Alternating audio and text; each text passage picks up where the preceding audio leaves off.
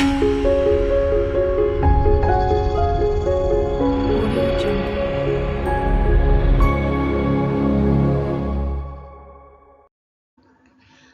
back to another video tutorial on Flagella staining by Leifson's method. Okay, let's get started. So now there are many methods which we follow for Flagella staining, like wet mount technique. We have silver staining, Leifson's method, but the most commonly practiced method of Flagella staining is Leifson's method. Okay, and we use a special stain which is called as Leifson's stain, so which gives you a very good visualization of Flagella. Okay, now coming to the principle of it. So now why do we require a special staining technique for flagella is because flagella is extremely thin. Okay, and they're extremely delicate. You have to handle them with care, and they're thread-like structures. Okay, and bacteria mainly use this flagella for locomotion. So with the help of flagella, bacteria move from one place to another place. Okay, so they're so thin that the diameter ranges from 0.01 to 0.02 micrometers.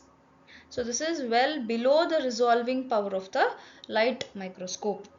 Okay, hence it's not visible with normal stains. So hence you require a special stain. So in Leifson's method, no, we have a special stain which is called as Leifson's stain. So in which there are four main ingredients. Okay, so first is tannic acid, basic fuchsin, phenol, ethanol along with water. Okay, so all these ingredients together form the Leifson's stain. So here, what is the function of tannic acid? Tannic acid acts as a mordant here. Mordant, as we all know, so it is the one which helps the dye to bind to the flagellar surface.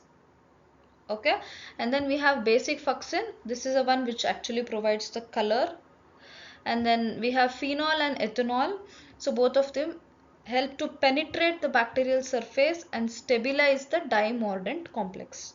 Okay, so here tannic acid is a mordant, basic fuchsin is a one which gives colors, and both of these helps in stabilizing the dye mordant complex. So all these ingredients together makes the Leifson's stain. Okay, and so what is the principle? What actually happens? Why is this stain, special stain is used? Because now, okay, when we use this particular stain, okay, when we use this particular stain, so the mixture of basic fuchsin and tannic acid, no, so they form a precipitate on the flagella.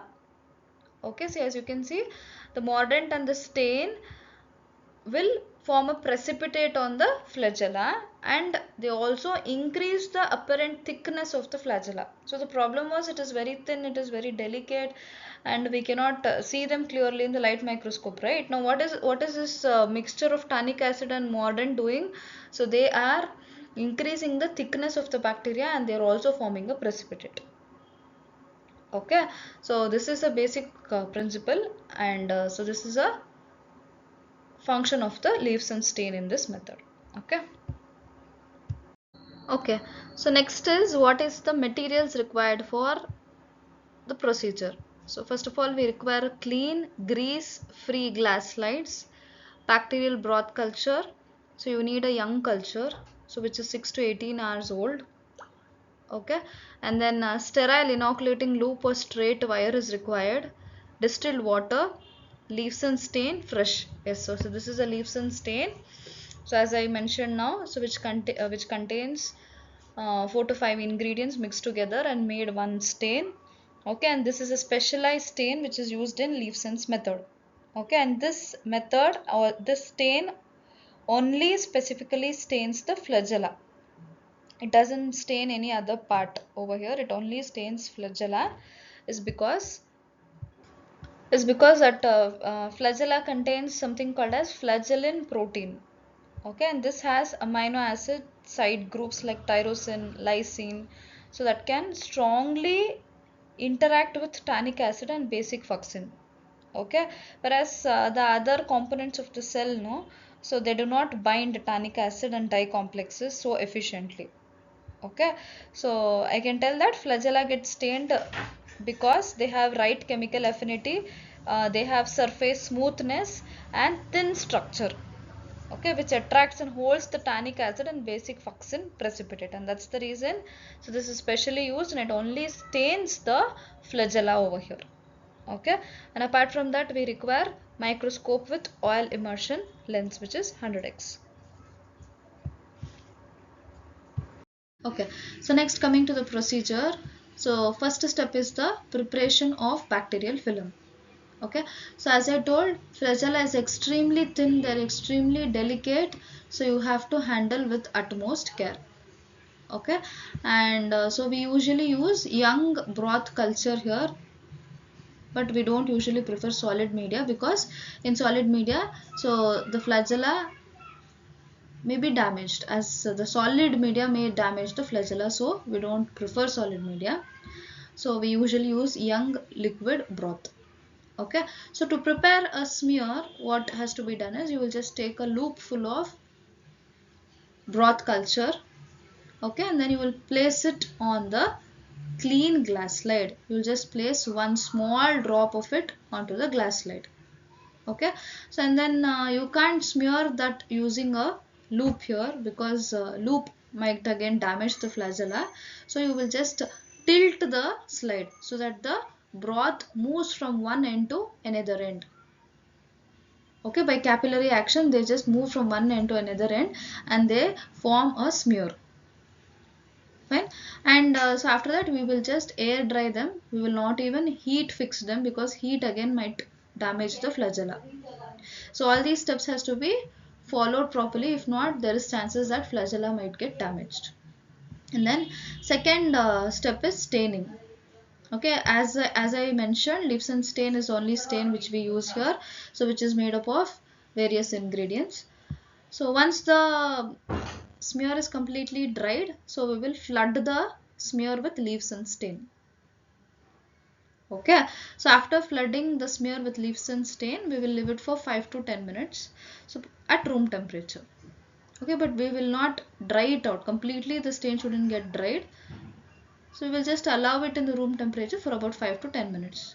After this, we will gently rinse it with the distilled water to remove the excess stain. Whatever excess stain is there, to remove that we will rinse it with water, and then we will air dry.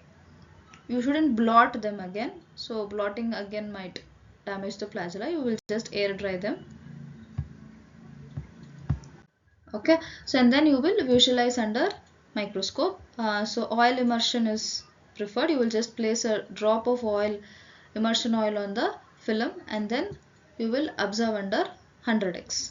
Okay, so where you can find fine red filaments which is extending from the bacterial cells. So that is called as flagella.